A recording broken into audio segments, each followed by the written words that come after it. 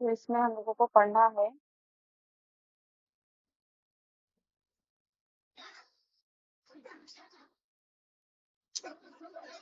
इसमें हम लोग को पढ़ना है सबसे पहले टॉपिक जो हम लोग पढ़ रहे हैं वो फ्रेज पढ़ लेते हैं कि फ्रेजेस एंड क्लॉज किसे कहते हैं। Am I audible to you? Yes, ma'am.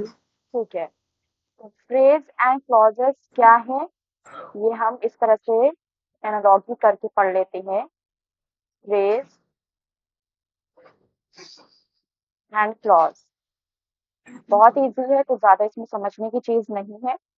तो फ्रेज में क्या है, इट ग्रुप ऑफ सेंटेंस होता है but do not have complete sense. It is a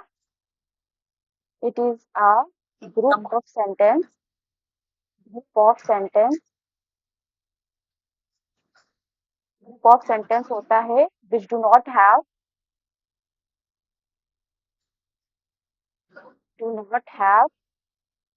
complete sense. तुम चाहो तो meanwhile the class चीजें नोट कर सकती हो, समझ भी सकती हो। It is a group of sentence which do not have complete sense. Group of sentence होता है लेकिन इसमें सेंस नहीं होता यानी कंप्लीट मीनिंग नहीं होती। लेकिन क्लॉज क्या होता है, ये भी क्या होता है, it is a group of sentence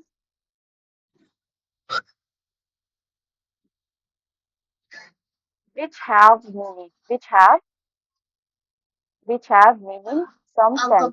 इसकी कुछ मीनिंग होती है, इसमें कुछ सेंस होता है। ठीक। फिर इसमें के जो फ्रेजेस हैं इसमें आपको it do not contain subject and verb agreeing combination कुछ नहीं होता इसमें। It do not contain any subject and verb combination. इसमें कोई वर्ब सब्जेक्ट कॉम्बिनेशन नहीं होता, लेकिन इसमें क्या है, क्लॉज में क्या होता है, इट कंटेन्स वर्ब, इसमें वर्ब होती है। क्लियर? बहुत क्लियर पॉइंट्स में मैं लिख रही हूँ। फिर इसके बाद अगर कुछ Ma'am, subject. देख लें तो और अच्छे से समझ में आ जाएंगे। फॉर एग्जाम्पल जैसे कि मैम सब्जेक्ट भी तो होता है ना क्लोज में। जैसे इन द मॉर्निंग ये एक फ्रेज है। इन द मॉर्निंग से समझ में नहीं आ रहा है, इसमें कोई भी वर्ब नहीं है, कोई भी सब्जेक्ट नहीं है। इससे ये समझ में आ रहा है कि हाँ बस सुबह में क्या इनकम्प्लीट सेंस है। लेकिन अगर क्लॉज की बात करें तो जैसे कि for example I went to store, तो हाँ इसके पास आई वेंट टू स्टोर ये ग्रुप ऑफ सेंटेंस है और कुछ मीनिंग भी लिए हुए है और इसमें वर्ब भी है। यहाँ पे ये वर्ब भी है इसमें, लेकिन इसमें कोई वर्ब नहीं है और ये इनकम्प्लीट मीनिंग है। बोलो सेंटेंस और फ्रेज और क्लॉज में डिफरेंस समझ में आ गया? Yes ma'am. फिर क्लॉज में बहुत डीपली नहीं जा रहे हैं, एक्सरसाइज जो भी आएगी वो आपको इसी तरह से रहेगा कि डिफरेंट क्लॉज एंड फ्रेजेस का ग्रुप दे देंगे और उसमें से आपको समझना है कि कौन फ्रेज है कौन क्लॉज है। तो जैसे कि मैं बहुत सारी कुछ सेंटेंस लिख रही हूँ। एक्सरसाइज फर्स्ट सेंटेंस हमने लिखा रनिंग क्विकली। सेकेंड सेंटेंस हमने लिखा the the big red car. Third sentence हमने लिखा कि because I forgot my lunch. ठीक है। और कुछ सेंटेंस लिख लेते हैं।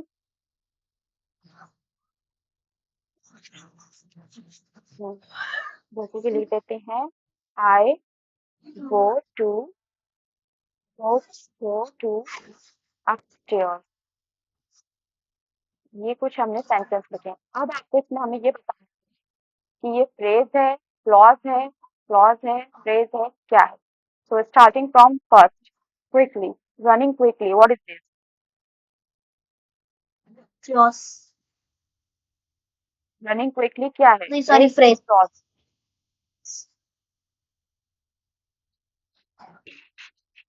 नहीं वर्ब है तो क्लॉज सही है। वर्ब है नहीं। नहीं, क्विक, रनिंग क्विकली है, रनिंग क्विकली, लेकिन running quickly incomplete is a sentence verb. दिखा रहा है तब ना रनिंग क्विकली। ये एक फ्रेज है, ठीक है, इसमें वर्ब आ रहा है लेकिन वर्ब के साथ कोई सब्जेक्ट नहीं है, कहाँ दौड़ना है, बस running quickly, so it just a phrase. The big red car, the big red car, इसमें भी कुछ इसकी सब्जेक्ट के बारे में कुछ बिग रेड कार सब्जेक्ट है, लेकिन क्या, तो क्या मतलब बिग रेड कार को क्या हो गया, इनकम्प्लीट मीनिंग आ रही है, तो ये भी क्या है, फ्रेज है।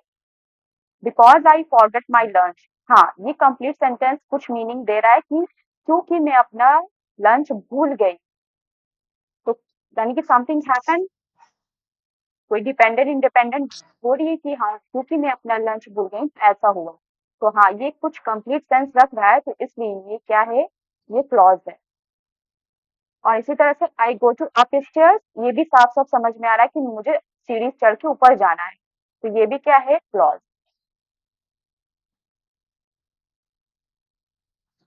आपको इस तरह की भी मैम आप एक्सरसाइज की जा सकती है या फिर आपने आपको, लिखा है कि सिर्फ वर्ब होता है।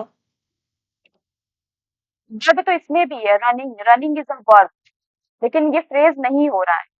समटाइम्स फ्रेज हैज वर्ब, लेकिन फ्रेज की जो सबसे बड़ी खासियत ये है, कैरेक्टरिस्टिक, कि वो मीनिंगफुल नहीं होता है। रनिंग क्विकली, जल्दी दौड़ो, क्या जल्दी दौड़ो, कहाँ जल्दी दौड़ो, कहाँ दौड़ो, कुछ ऐसे समझ, बस एक कमांड है, तो इसलिए ये फ्रेज हो जाएगा। बिग रेड कार के बारे में कोई इंफॉर्मेशन नहीं मिल रही, लेकिन बिकॉज आई अच्छा। फॉरगेट माई लंच, ये समझ में आ रहा है कि हाँ कोई चीज हुई है, समथिंग इज हैपनिंग, कि मैं अपना लंच भूल गई। आई गो टू अपस्टेयर्स, मैं ऊपर, ऊपर चढ़ना है, ये समझ में आ रहा है। ठीक, तो इसमें क्वेश्चन ऐसे ही बने। फिर जो कोर्स में है मैं का रिलेटिव प्रोनाउन, रिलेटिव क्लॉजेस, उसको अब हम डिस्कस करेंगे। क्लॉजेस में इंडिपेंडेंट एंड डिपेंडेंट क्लॉज होते हैं। क्लॉज के टू टाइप्स होते हैं,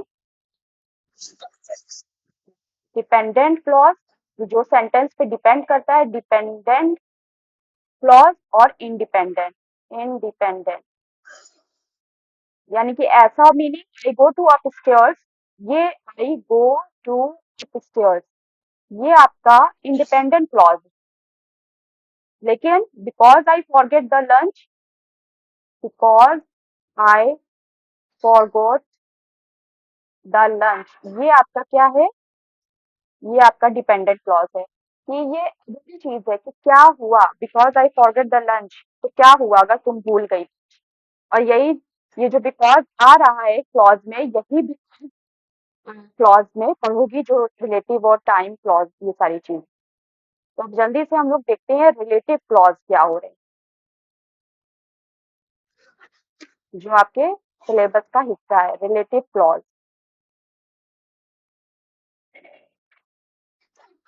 दिस क्लॉज कैसा, किस टाइप का होता है कि it gives, it's provide additional information, relative clause clause है जो क्या करता है, इट प्रोवाइड एडिशनल, अभी समझो, हम मैं स्क्रीनशॉट भेज देंगे, provides additional information about the sentence, about subject, यानी कि नाउन्स एंड प्रोनाउंस के बारे में, noun, about noun in a sentence, sentence में सब्जेक्ट या नाउन के बारे में हमें कैसी एडिशनल इंफॉर्मेशन देता है। और इसमें हम यूजली यूज क्या करते हैं, usually, usually consist of, consist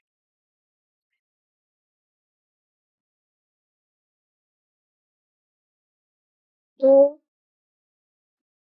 विच और दैट, ये सारे चीजें इसमें आई, करेक्ट। इसके एक्सरसाइज लेंगे कुछ, ताकि समझ में आए कि एग्जाम्पल्स कि क्या कैसे फिल करना है, बहुत इजी है। जैसे कि हमने लिखा the book is on the table, is on table is mine. ये लिखा, सारे सेंटेंस लिख लेते हैं फिर हम फिल करते हैं। फिर अगर हम लिखते हैं the person dash is standing there is my friend,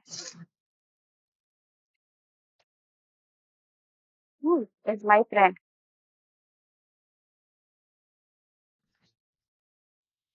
कुछ ऐसे लिया।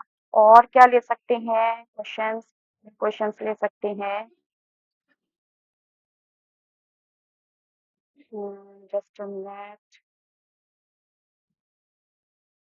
हाँ, तो सोचो इसमें जो अभी मैंने तुम्हें बताया है कि रिलेटिव क्लॉज में क्या यूज करते हैं, हु, विच, दैट, whom। तो यहाँ पे क्या फिल होगा, हु, विच, दैट, whom में से क्या फिल हो सकता है कि सेंटेंस सही से कुछ बने, मीनिंगफुल सेंटेंस हो जाए, क्या बन सकता है। तो सोचो जब से तुम मैं लिख रही हूँ। हाँ, ठीक है। फिर हम लिख सकते हैं the kitten dash I found is a boy. Third, 3 sentence काफी, चलो फिल करो। बताओ, the book is on table is mine. तो क्या होगा यहाँ पे, यानी कि the book the table. Which is on the table, है ना, the which is on the table, the book जो टेबल पे है वो मेरी है। पर्सन आ गया, पर्सन की बात हो दैट रहा है, इज तो पर्सन के लिए टेबल। क्या है, person who is standing, ma'am person के लिए हु लगा देंगे, the person who is ma'am standing here is my friend, जो वहां खड़ा है वो मेरा फ्रेंड है।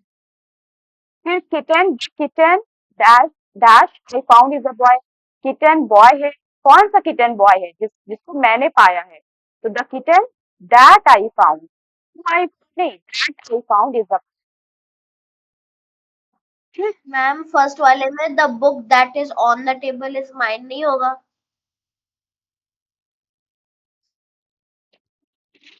बेटा थोड़ा सा लैपटॉप के एकदम करीब आके थोड़ा सा तेज बोलो, बिल्कुल भी आवाज मैम नहीं। फर्स्ट वाले में जो आपने बुक लिखा है ना, फिर से बोलो। उधर वो नहीं होना चाहिए the book that is on the table is mine.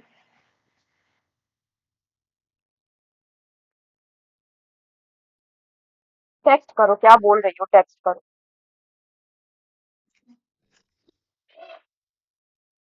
सही।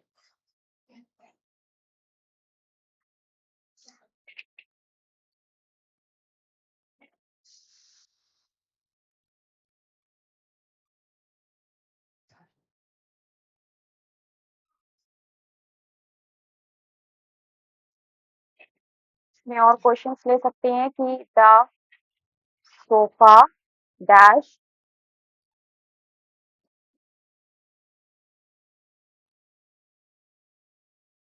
The book which is on the table is mine. हाँ, विच होगा, इसमें क्या प्रॉब्लम क्या है ये बताओ।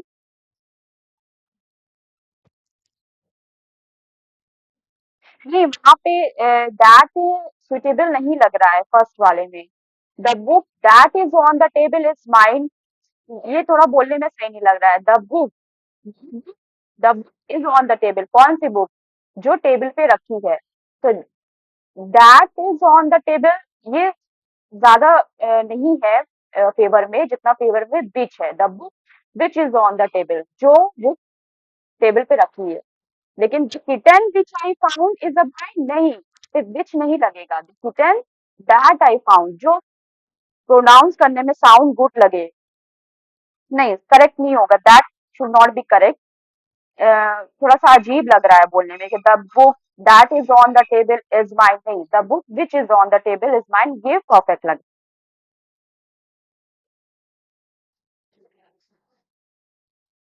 तो इसमें और लिख रहे हैं एक्सरसाइज में, the sofa dash I ordered, I ordered has arrived. Then और लिख लेते हैं इसमें,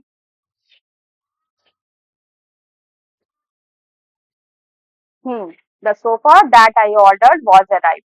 ठीक, यहाँ पे क्या हो जाएगा, that हो जाएगा। ठीक, तो समझ गई कि, और एक्सरसाइज में मेरे ख्याल से जब शीट तुमको सेंड करेंगे तो तुमको ज्यादा क्लियर हो जाएगा कि कहाँ पे क्या चीजें फिल करनी है। शीट एक बार अच्छे से और कर लोगी और इस तरह के क्वेश्चंस कर लोगी तो तुम्हें समझ में आ जाएगा। जैसे एक लास्ट क्वेश्चन लें कि the boy dash tells funny jokes, jokes is tells jokes is my brother. जो लड़का जोक सुना रहा है, सुनाता है, वो मेरा भाई है। The boy who tells jokes is my brother. तो this is all about relative clause. अब है टाइम क्लॉज। हाँ, टाइम क्लॉज। टाइम क्लॉज की अगर बात कर लें, क्या होता है टाइम क्लॉज? दो क्लॉज आपको बस पढ़ाना है, टाइम क्लॉज और because clause, so easy. Time clause में जाहिर सी बात है टाइम डिपेंडिंग, टाइम से रिलेटेड आ रहा है, जिसका मतलब कि हम इसमें यूज करेंगे कि जो सेंटेंस है, सेंटेंस में वर्ब कब हैपन हुई है। इट इंडिकेट्स, ये क्या इंडिकेट्स करता है? इंडिकेट्स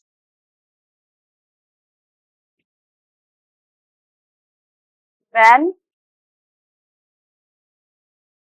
समथिंग हैपेंस और विल हैपन, या तो हो चुकी है, या हो रही है, या फ्यूचर में होगी।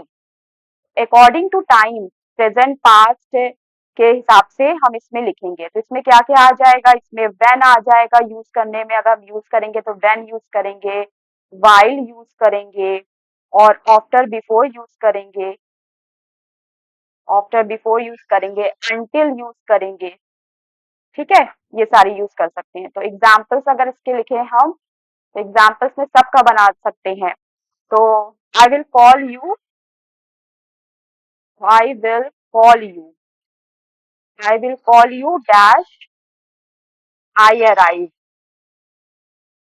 तो क्या लिखा जाएगा? I will call you while I arrive, after you arrive, before, until, क्या सुटेबल लगेगा? When. I will call you, मैं, हाँ व्हेन, क्यों आई विल कॉल यू, मैं जब आऊंगी तब मैं तुमको बुलाऊंगी। ठीक, this is first one. Then second one is, अगर इसके तरह से लिखें कि she was studying, she was studying, her brother was playing. She was studying, लेकिन उसका भाई खेल रहा है। अब यहाँ पे क्या लगेगा? वाइल लगेगा, कि जब वो पढ़ रही है तो उसका भाई खेल रहा है, विसल बजा रहा है, विस्लिंग, विस्लिंग कर रहा है, कुछ भी कर। इसी तरह से I take lunch, after before का बना सकते हैं, I take lunch, coming from school. तो स्कूल से आने के बाद, coming after coming from school, school से आने के बाद मैंने लंच किया। बिफोर से कैसे बन सकता है? Complete your, complete your work, complete your assignment before going to bed, before going to bed, सोने जाने से पहले, सोने जाने से पहले अपना काम फिनिश करो। अंटिल, अंटिल का क्या हो सकता है? स्टैंड हेयर, खड़ी रहो यहाँ पर, stand hair, until I come, until I will, जब तक मैं नहीं आ जाती तब तक यहाँ खड़ी रहो, until. Clear? Any doubt? Okay, the last one is because clause. जैसे कि दो सेंटेंस को हम लोग बिकॉज लगा के, कंजंक्शन, बिकॉज कंजंक्शन लगा के जोड़ते हैं, यही कहला रहा है बिकॉज क्लॉज। आपको ये सिखाया जा रहा है कि बिकॉज एंड बिकॉज ऑफ को कैसे जोड़ेंगे। ये क्या एक्सप्लेन करता है? एक्सप्लेन सेंटेंस में क्या एक्सप्लेन कर रहा है? एक्सप्लेन्स रीजन और कॉज, कि क्यों हुआ ऐसा, ऑफ समथिंग। जो भी वर्ब हुई है वो क्यों हुई है, उसका रीजन एक्सप्लेन कर रहे हैं। ठीक है, तो ये दो चीजों से स्टार्ट हो सकता है, या तो हम बिकॉज से भी स्टार्ट कर सकते हैं, हाँ एक्सप्लेन कर रहे हैं रीजन, बिकॉज भी स्टार्ट कर सकते हैं और बिकॉज ऑफ भी लगा सकते हैं, दोनों फैशन में है, बोलने के तरीकों में दोनों है। तो एक्सप्लेन्स अगर करें इसको हम एग्जाम्पल,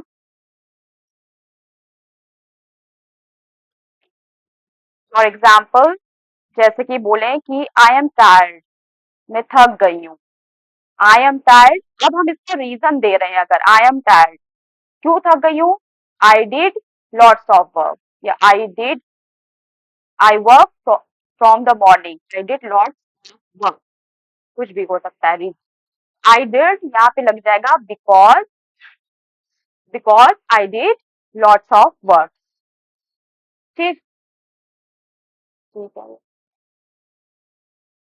और क्या सेंटेंस हो सकता है बिकॉज से, कि हाँ, शी डिडेंट, या did not attend the party, party में नहीं आई, क्यों नहीं आई, बिकॉज ऑफ, अच्छा दो चीज हो सकती है, एक तो हम लिखेंगे कि she was sick, because of use होगा, ये आपको मैं बताती चलती हूँ।